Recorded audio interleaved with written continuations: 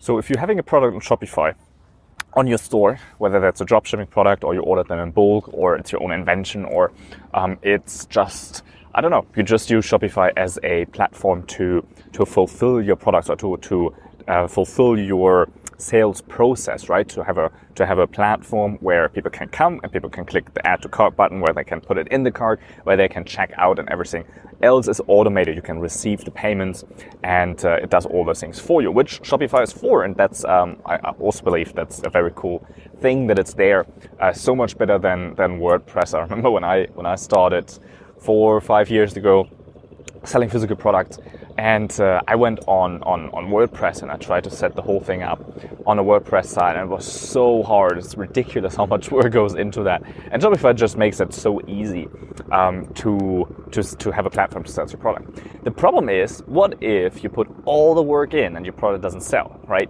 It might sound familiar. So you put all these hours in building the store. You buy a certain amount of plugins, right? There are all these cool amount of plugins and say, hey, get this plugin and your conversions will go up by 5,000%, right? And one of the things that I always feel like I think they're getting so unethical. You know, like all these fake timers. These, the price is going to raise in an hour. You have this timer. You have these pop-ups. This person bought, and this person just bought, and this person just bought, and this person just bought. Some of these can be used very unethically. I use those too. We have those too as social proof on my training. So you can actually look and see what I mean. If you go down in the description, there's a training called Supplier Extraction Training, which is all about how to find your supplier. So we use these little pop-ups that pop out and say, hey, this person just bought and this person just bought. But it actually records the person that just purchased and put it out, right? It's not something that is just like a fake message.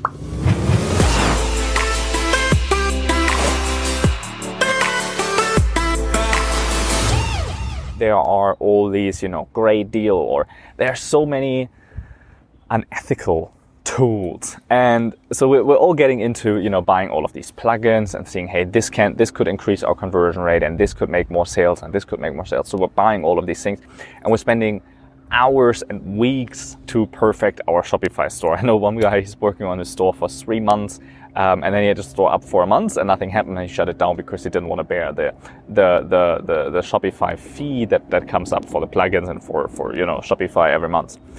And look, you spent 3 months building that, and then you just close doors like that. That's not how it works. You can't expect anything to happen within 3 months if you didn't do any other preparation for opening your shop than building your shop. No one is launching their shop. No one is promoting their products a lot. What really does not work well for Shopify are advertisements. So you might see a lot of people promoting, hey, for your Shopify store, just do Facebook ads, just do Google ads, just do YouTube ads, just do any kind of paid ads. Because having your store is one thing.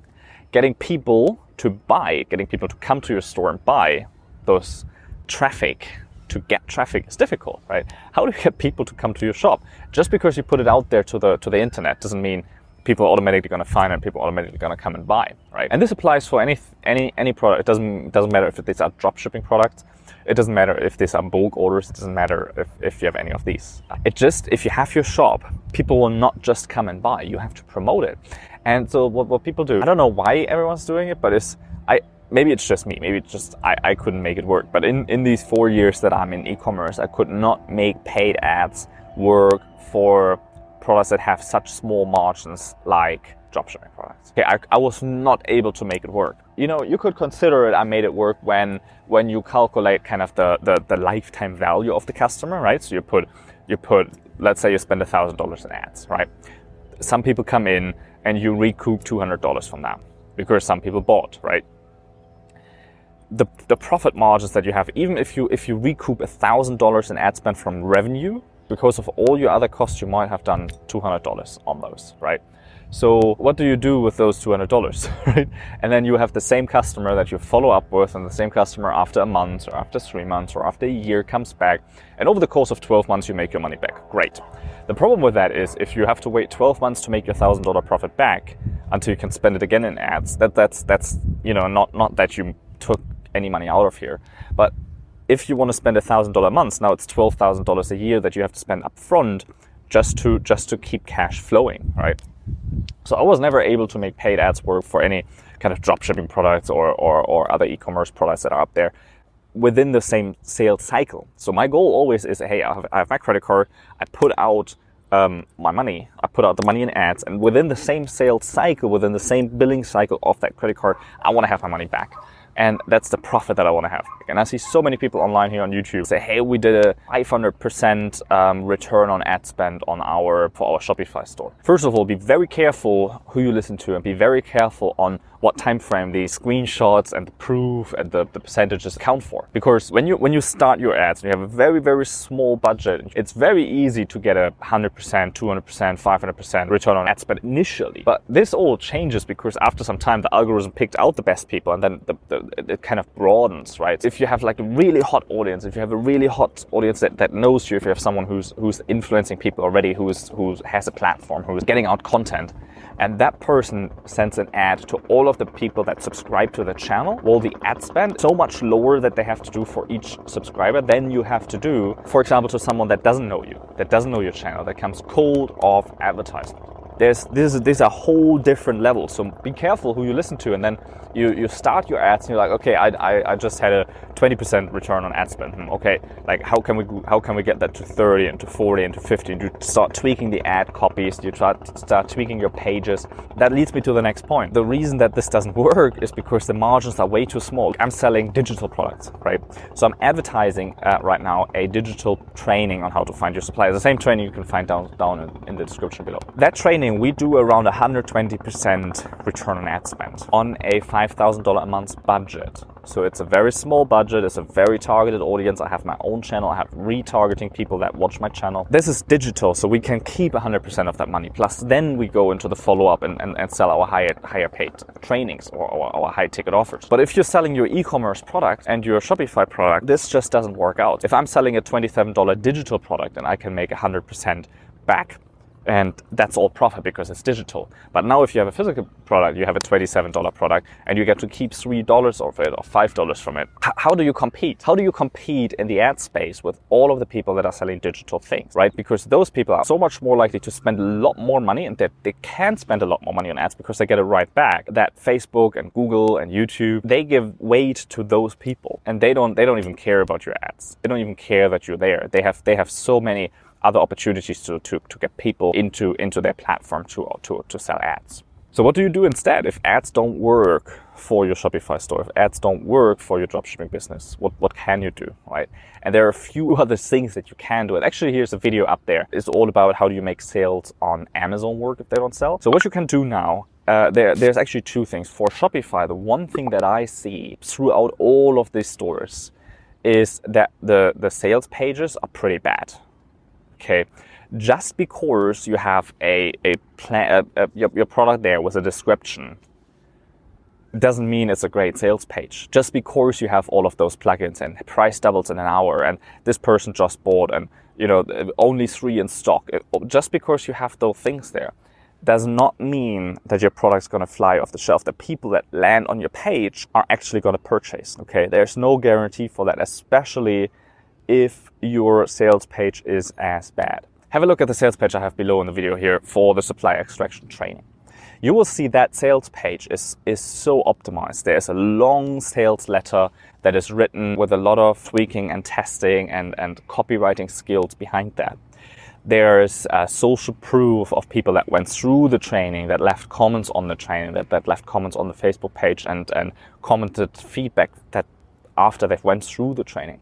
There's a whole video sales letter of me talking for 20 minutes, selling this training, making it more attractive.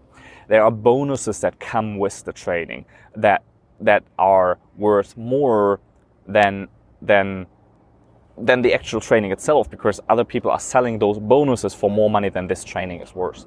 So this is a sales page that converts, and this is a sales page that's been tweaked for maybe a year on. So we look at the results, we constantly split test pages. And if you have your Shopify store and you only have, here's your product images that you took from your Alibaba supplier or from your AliExpress supplier, and then you have your standard, this is the description. These are the features of the products, and you don't even say how the product is going to help you. It's just this is the features. This is what it's going to do.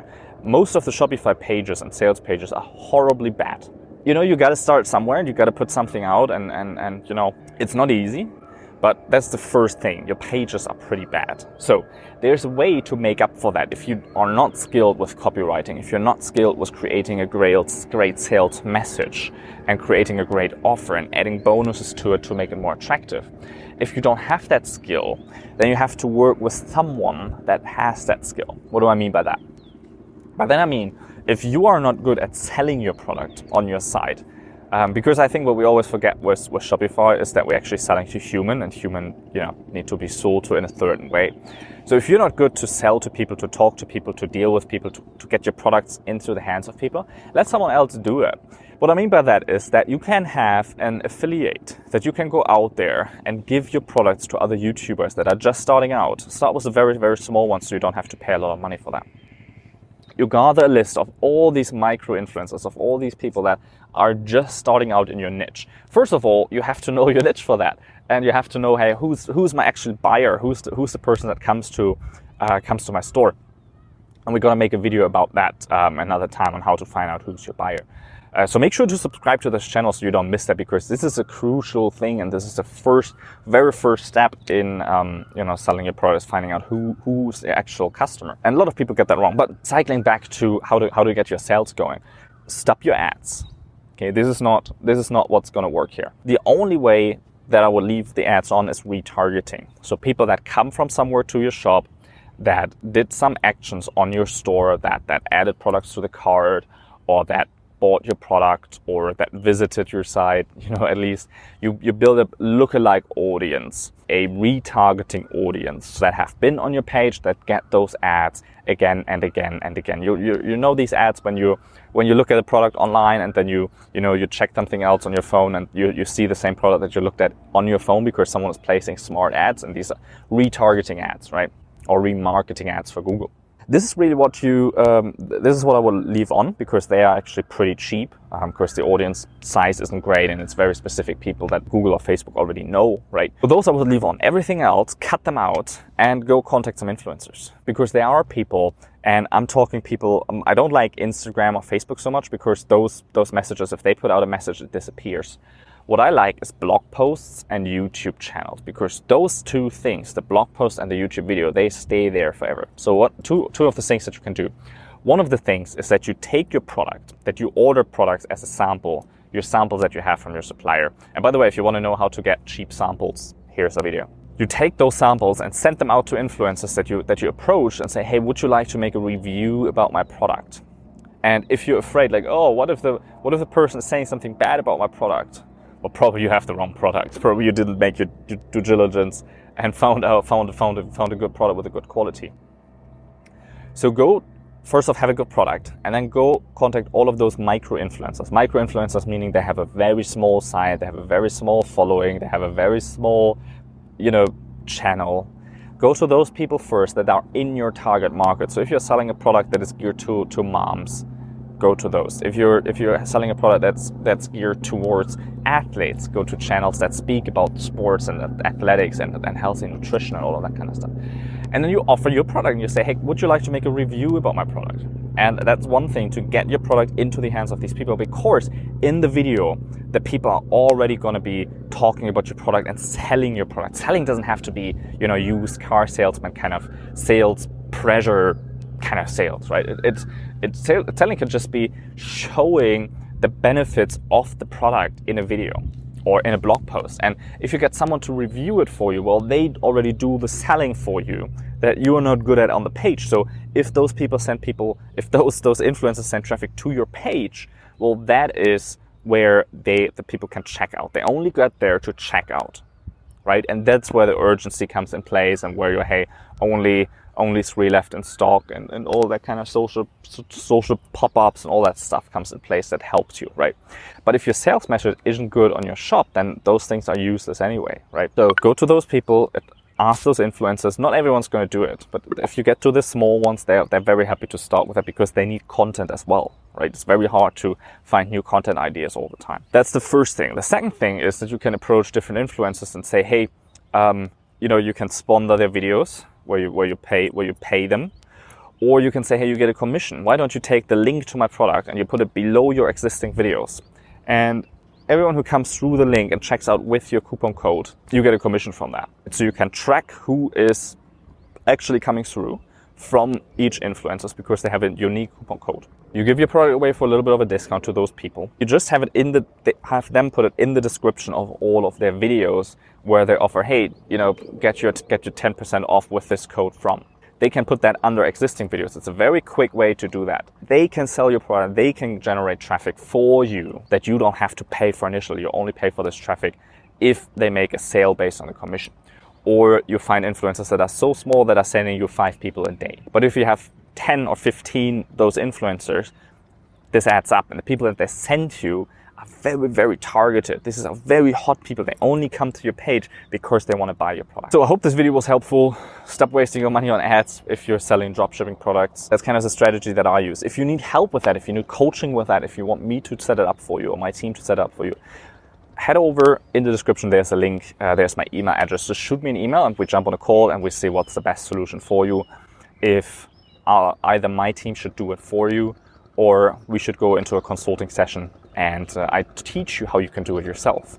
If you have any other questions to that, please leave a comment here. I will answer all of those comments. That's it for me. My name is Niels Olderp. What we do on this channel is we speak about sourcing a product first, then selling a product, and then profiting from your private label products. If that's interesting to you, just hit the subscribe button here and I'll catch you tomorrow.